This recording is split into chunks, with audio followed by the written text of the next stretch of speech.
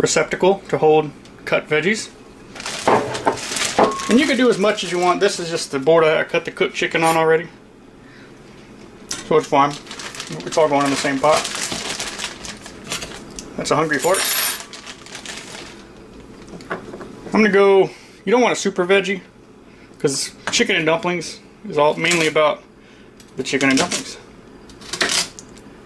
But if you have whole carrots, it's a good idea to peel them first.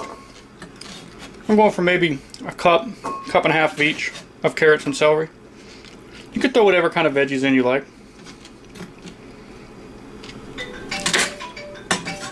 My wife is calling.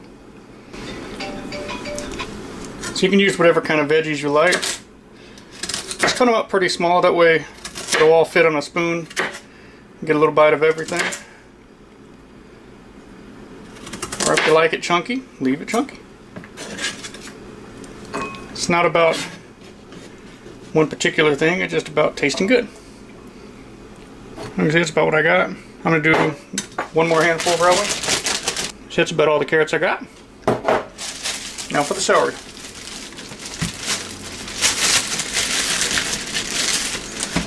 Do 4 decent sized stalks of celery. That should be about enough.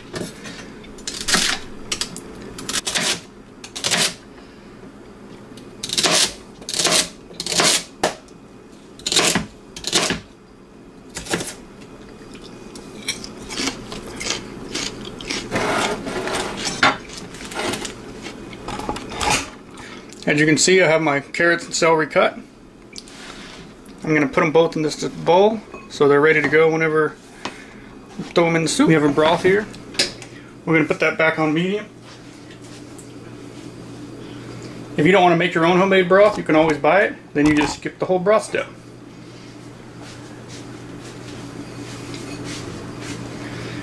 Take your goodness, just drop it in there.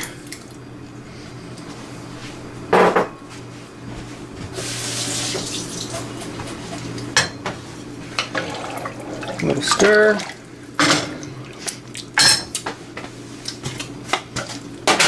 Needs a little bit of salt. You know, this is all to your taste, however you like it. And being from the south, and it being really cold today, and Sam's getting off work, so she's going to be kind of chilly, you're going to do a very generous amount of pepper. And you're going to season again before it's over, so you ain't got to go overboard, but the sooner you do it, the more the flavor will permeate. A little bit more. You don't got to grind your own pepper, especially when using this much, but it does make a difference. Okay, that's good for now.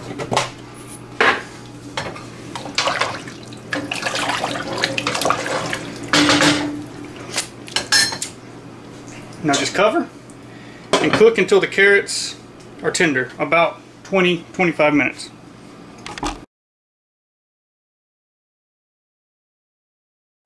Okay, now for the dumplings. First off, you need about a cup of liquid. I'm going to use half a cup of leftover heavy cream and half a cup of our broth. Just need about a cup of whatever. You need about 2 cups of flour, a teaspoon of baking powder. It'll make them poof up. Not too much or you'll taste it and you don't want to taste it. 2 eggs.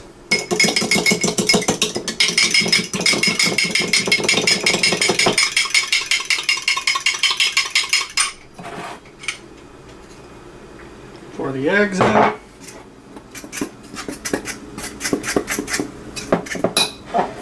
Pour the liquid in. It's basically like a biscuit batter, kind of, with chicken broth. Not so much butter.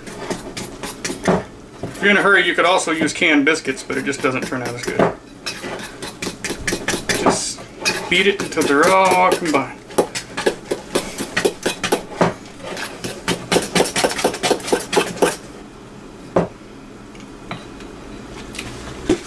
Also, little bit of salt wouldn't hurt.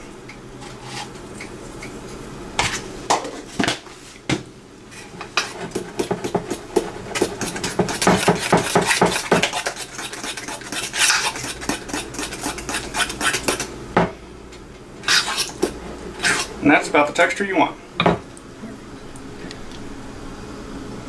Next, we put it inside the broth. Turn it off. See, our broth and veggies is at a low boil. Take just a little bit, gloop it into there. You could also add a little bit more flour and then just roll it out in your hands. This way works. Just one at a time. Try not to hit other dumplings because they might stick together.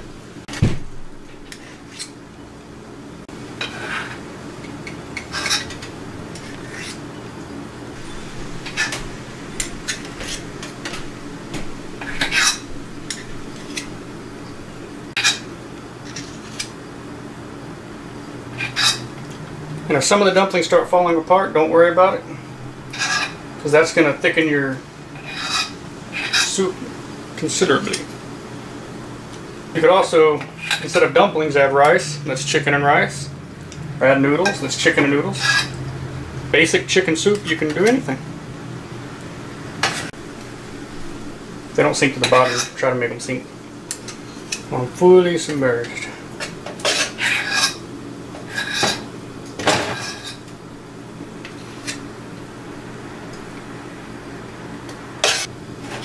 One more. Okay, as you can see, the dumplings are just about cooked through. So now it's time to add all the tasty chicken. Remember, cut up into bite-sized pieces. This does make a lot. I don't know how to make little bits of stuff.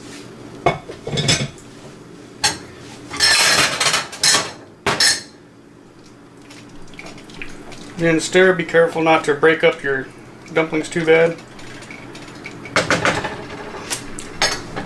Then just let it go until the chicken's warmed through and the dumplings are fully cooked.